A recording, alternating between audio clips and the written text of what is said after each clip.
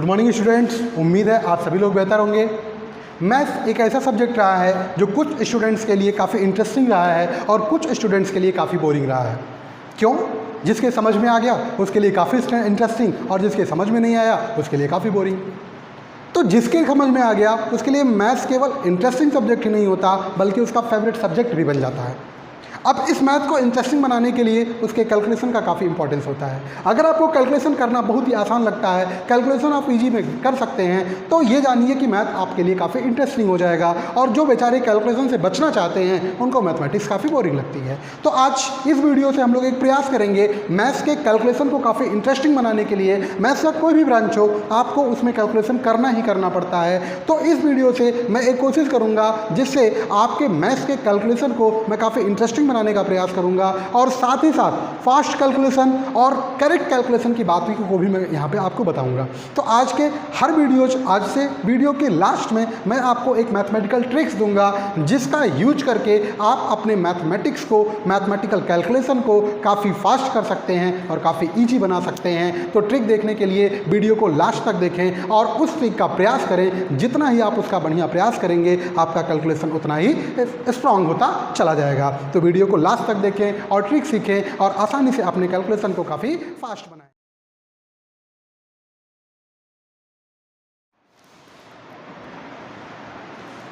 Educare EGPS के आज के इस टॉपिक में linear equation of two variables. जिन स्टूडेंट्स ने अभी तक मेरे चैनल को सब्सक्राइब नहीं किया है तो प्लीज़ उसे जल्दी से जल्दी सब्सक्राइब कर लें। जो आज आपका टॉपिक है linear equation of two variable, आइए पहले सीखते हैं इसका मतलब क्या है। लीनियर इक्वेशन का मतलब क्या है?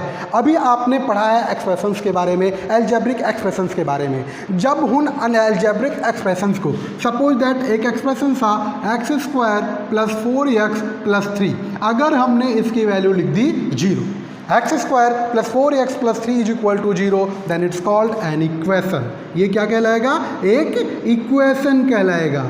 ये एक होता है इक्वेशन कहलाएगा। मीन्स जब किसी भी अलजेब्रिक एक्सप्रेशन की वैल्यू को हम 0 कर दें, मीन्स उस =0 राइट कर दें, तो वो हो जाता है एक इक्वेशन। अब बात आती है लीनियर की। तो आपने पढ़ा था वहाँ पे लीनियर का मतलब ऐसा एक्सप्रेशन जिसका पावर कितना हो? 1 हो। मतलब अगर हम राइट करें x + 4, ये होता है लीनियर एक्सप्रेशन। और अगर इसकी वैल्यू को हम 0 कर दें तो ये क्या कहलाएगा?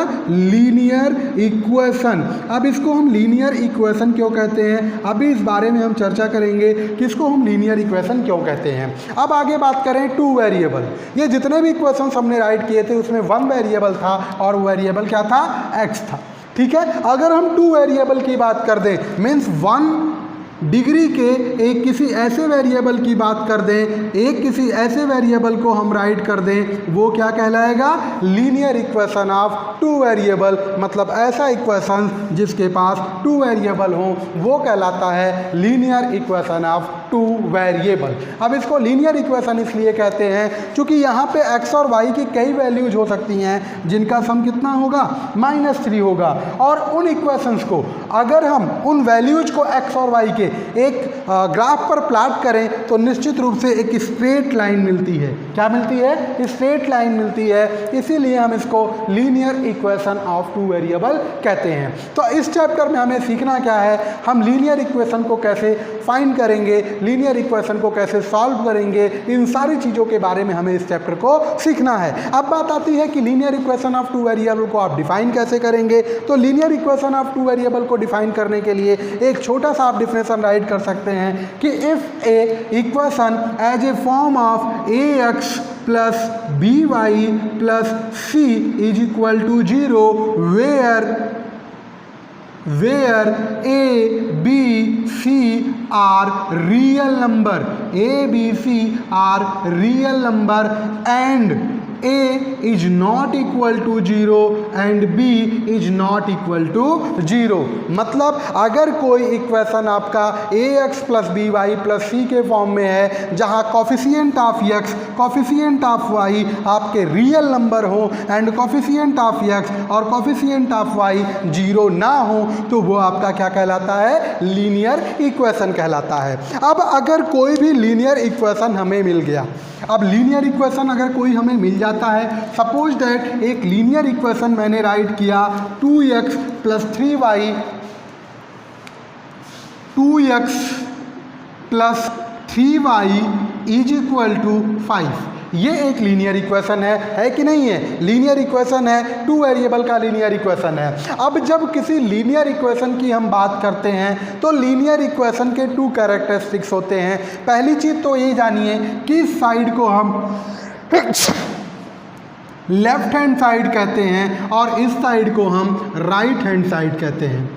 ठीक है, मीन्स ये साइड हमारा लेफ्ट हैंड साइड हो गया, ये साइड हमारी राइट हैंड साइड हो गई। तो जिसकी पहली प्रॉपर्टी होती है कि इफ़ वी ऐड और subtract any number in two sides then no change in equation. मतलब कि अगर हम किसी भी इक्वेशन के दोनों साइड में कोई एक नंबर प्लस करते हैं या माइनस करते हैं तो इस इक्वेशन पर कोई फर्क नहीं पड़ेगा। मीन्स अगर इसको हम 2x plus 3y plus 5 right करें तो इधर भी हमको 5 प्लस 5 करना पड़ेगा। मीन्स क्या हो गया कि 5 इधर ऐड कर दिया, 5 इधर सब ऐड कर दिया। मतलब इस तरीके से एक एक तराजू के दो पलड़े के समान होते हैं। ठीक है, ये तराजू के दो पलड़े के समान होते हैं। सपोज दैट इधर हमने 1 kg का बाट रखा है और इधर 1 kg पोटैटोज रखे हुए हैं। इधर 1 kg बाट रखा है और इधर 1 kg पोटैटोज रखे हुए हैं। अगर इसमें हम 50 ग्राम का बाट और रख देते हैं, इस पर हम 50 ग्राम का बाट और रख देते हैं तो क्या ये बैलेंस रहेगा? नहीं रहेगा। हमें 50 ग्राम बाट के बराबर यहाँ पे आलू क्या करना पड़ेगा? बढ़ाना पड़ेगा, तभी तो ये बैलेंस रहेंगे। यही हाल इस इक्वेशन का होता है कि जब भी आपके पास कोई इक्वेशन है, अगर आप दोनों साइड में इक्वल नंबर बढ़ा दोगे तो उस पर कोई असर नहीं पड़ेगा। आप इस चीज़ को इसको आसानी से समझ सकते हैं। ठीक यही बात कि अगर दोनों साइड से हम किसी नंबर को सब्ट्रैक्ट कर दें तो भी इस इक्वेशन पर कोई फर्क पड़ने वाला नहीं है, क्योंकि जितना इधर से कम किया उतना ही इधर से कम कर दिया तो कोई फर्क नहीं पड़ेगा।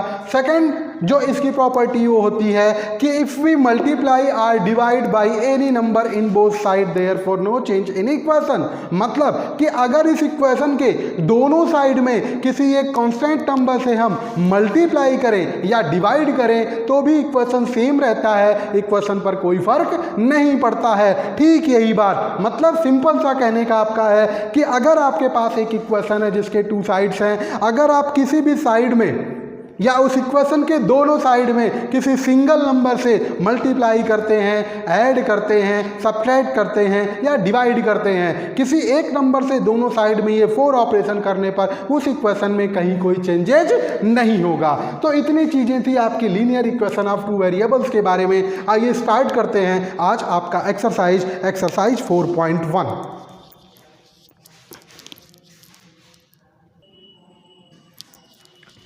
4.1 का फर्स्ट क्वेश्चन है the cost of a notebook is twice the cost of a pen. एक नोटबुक की जो कॉस्ट है वो पेन के कॉस्ट की ट्वाइस मीन्स डबल है। Write a equation in two variable to represent this statement. इस स्टेटमेंट को आपको एक इक्वेशन से रिप्रेजेंट करना है जो टू वेरिएबल का हो। तो टू वेरिएबल की बात है, इन्होंने दो चीज़ों को दे के रखा है, एक नोटबुक दे के रखा है और एक इन्होंने पेन दे के रखा है। तो चलिए हम मानते हैं लेट cost of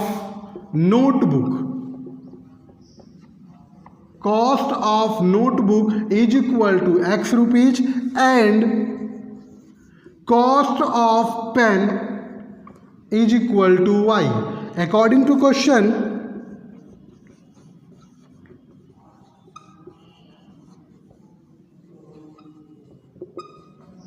क्या रिलेशन है दोनों के बीच? इन्होंने कहा है कि नोटबुक की जो कास्ट है वो पेन के कास्ट की डबल है। नोटबुक की कॉस्ट x है और पेन की कॉस्ट y है। ये कह रहे हैं नोटबुक की जो कास्ट है वो पेन के कास्ट की डबल है, मतलब ये अमाउंट इसका दूना है। ठीक है, मतलब अगर इसमें भी हम 2 से मल्टीप्लाई कर दें तो दोनों इक्वल हो जाएंगे कि नहीं? इक्वल हो जाएंगे, इक्वल हो जाएंगे। देन ये वैल्यू हो जाएगी x is equal to 2y, या इसको अगर हम फॉर्म में लिखें at a linear equation in two variable तो इसका फॉर्म क्या होता है स्टैंडर्ड जो आपने डिफरेंशन में देखा था, ax plus by plus c is equal to 0। Then इसको इस फॉर्म में राइट करें तो ये हो जाएगा x minus 2y is equal to 0 और यही आपका इक्वेशन होगा जो कि इन्होंने पूछा था। तो इस तरीके से आप 4.1 के फर्स्ट क्वेश्चन को सॉल्व कर सकते हैं। नेक्स्ट क्वेश्चन है, इन्होंने कुछ टू वेरिएबल के इक्वेशंस देके राइट किए हैं और आपसे कहा है कि इनको standard form means ax plus B Y plus C is equal to 0 के फॉर्म में राइट करिए, फिर ए बी और सी की वैल्यू कितना है आप बता दीजिए। तो चलिए पहले इसको स्टैंडर्ड फॉर्म में राइट करें, तो ये वैल्यू हो जाएगी 2x plus 3y minus 9.35 is equal to 0। अब a की बात करें तो a is equal to coefficient of x, b की बात करें b is equal to coefficient of y and c की बात करें तो c is equal to constant term minus 9.35। हो गया सोल्यूशन इसका। b पार्ट की बात करें, इस क्वेश्चन का जो सेकंड पार्ट है वो क्या है, ये है x माइनस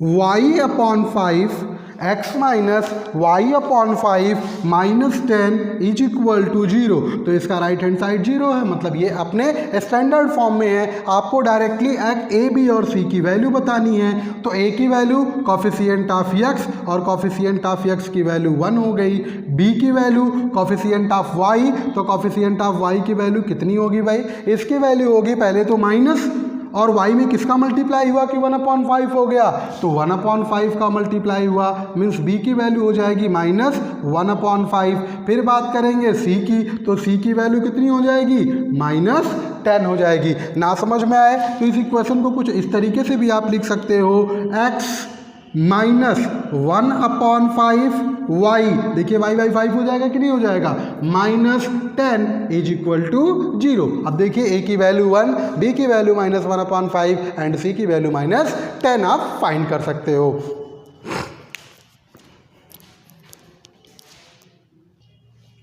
टू का जो थर्ड पार्ट है 2x plus 3y is equal to 6, तो पहले इसको स्टैंडर्ड फॉर्म में हम कन्वर्ट करेंगे। तो इसको हम राइट कर सकते हैं 2x plus 3y minus 6 is equal to 0।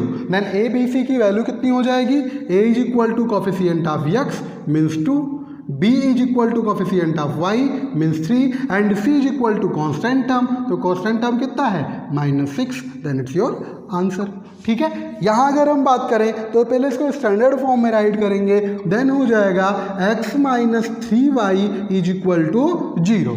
ठीक है, आप कंपैरिजन करेंगे ax plus B plus C से, देन x की वैल्यू कॉफिशिएंट ऑफ a की value coefficient of x is equal to 1, b की value coefficient of y minus 3 and c is equal to, चूँकि देखिए c का कोई term है यहाँ पे नहीं है, तो c की वैल्यू 0 हो सकती थी, जैसा आपने इसके डिफरेंशन में देखा था। तो c की वैल्यू कितनी हो जाएगी, 0 हो जाएगी। नेक्स्ट इसका जो फोर्थ पार्ट है 2x माइनस 5y, इसको स्टैंडर्ड फॉर्म में हम राइट कर सकते हैं 2x plus 5y is equal to 0। Comparison करें तो a is equal to coefficient of x is equal to 2, b is equal to coefficient of y is equal to 5 and constant term c is equal to 0, because c का कोई term हमारे पास ही नहीं है। यहाँ अगर बात करें तो इसमें आपका सब कुछ क्लियर है, कहीं से आपको प्रॉब्लम नहीं होने वाली है। 3x plus 2 is equal to 0, अगर आप इसमें देखो तो यहाँ ये टू वेरिएबल का अलजेब्रिक इक्वेशन होगा ही नहीं, क्योंकि इसका जो है केवल 1 वेरिएबल है, तो ये 2 वेरिएबल का अलजेब्रिक इक्वेशन नहीं होगा। अगर आप इसको राइट करना चाहो तो यू राइट कर सकते हो 3x 0 into Y plus 2। 0 into Y का क्या मतलब हो गया कि y का जो कॉफिशिएंट है वो कितना था, 0 है। तो जब किसी लीनियर इक्वेशंस में 2 वेरिएबल के लीनियर इक्वेशन में y का कॉफिशिएंट 0 हो जाए तो वो 2 वेरिएबल का लीनियर इक्वेशन होता ही नहीं है, वो 1 वेरिएबल का हो जाता है। देन x का कॉफिशिएंट a की वैल्यू 3 हो जाएगी, b की वैल्यू 0 हो जाएगी और c की वैल्यू 2 हो जाएगी।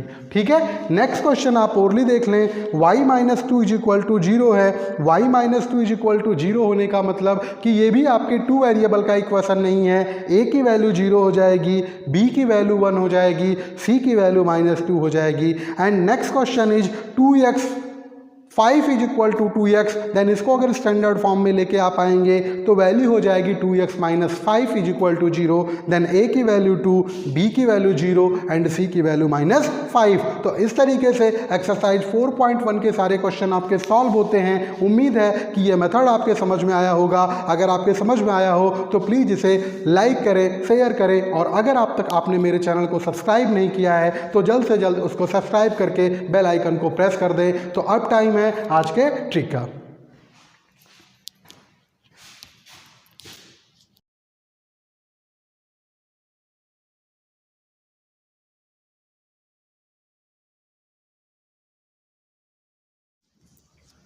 तो आज के ट्रिक में मैं आपको बताऊंगा मल्टीप्लिकेशन ऑफ 2 डिजिट नंबर्स, हम इसको किस तरीके से परफेक्टली मल्टीप्लाई कर सकते हैं। सपोज दैट मैंने क्वेश्चन लिया 28 इंटू 53। अब आप इसको करने के लिए पीछे जाएंगे, इस तरीके से राइट करेंगे 28 इंटू 53 और इसके बाद मल्टीप्लाई करेंगे। ठीक है, इसको हम डायरेक्टली यही करेंगे। हम कैसे करेंगे, 28 का मतलब हो गया 7 4 जा 28 और इंटू 53। अब इसको मल्टीप्लाई कर लो आप, 4 3 जा 12, 4 5 जा 20, 21 मल्टीप्लाई बाई 7 और अगेन 7 से मल्टीप्लाई करो, 7 2 जा 14, 4 1 कैरी, 7 1 जा 7 1 8 एंड 7 2 जा 14। हो गया मल्टीप्लिकेशन।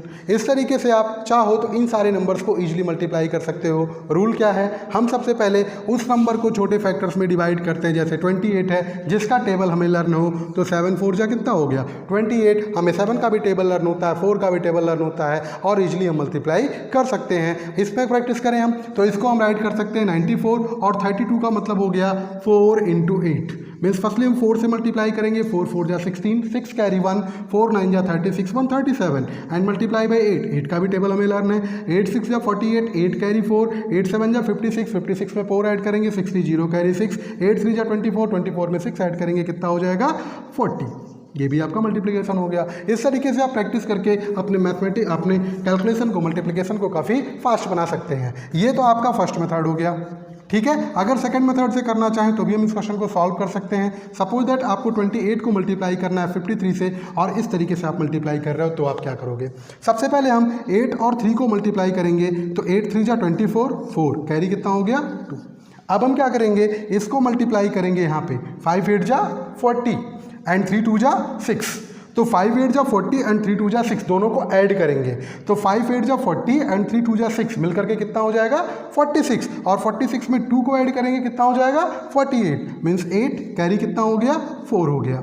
नेक्स्ट 5 2 जा 10 और 10 में 4 को ऐड किया 14। देखिए एक लाइन में सॉल्व और दोनों आंसर आपके क्या हैं, इक्वल है। ठीक इसी तरीके से आप इसको भी मल्टीप्लाई कर सकते हो। 94 मल्टीप्लाई बाई 32 कैसे मल्टीप्लाई करेंगे, 2 4 जा 8, कोई रिमाइंडर कुछ नहीं है, कैरी कुछ नहीं करेंगे, 2 4 जा 8। अब मल्टीप्लाई करेंगे 2 9 जा 18 एंड 3 4 जा 12। तो 18 और 12 को ऐड करेंगे कितना हो जाएगा 30, 0 कैरी कितना हुआ 3, 3 9 जा 9 3 जा 27 और 27 में 3 को ऐड करेंगे कितना हो जाएगा 30 और ये भी आपकी वैल्यू 3 ही होगी। ठीक है, 3 9 जा 27 और 3 को ऐड करेंगे, देखिए वैल्यू दोनों इक्वल आ रही है कि नहीं, इक्वल आ रही है, आ रही है ना। तो इस तरीके से आप क्वेश्चन को सॉल्व कर सकते हो और काफ़ी इजी वे में आप अपने मल्टीप्लिकेशन को कंप्लीट कर सकते हो। अगर आपको ट्रिक पसंद आए तो प्लीज़ वीडियो को लाइक करें, शेयर करें। Thank you very much.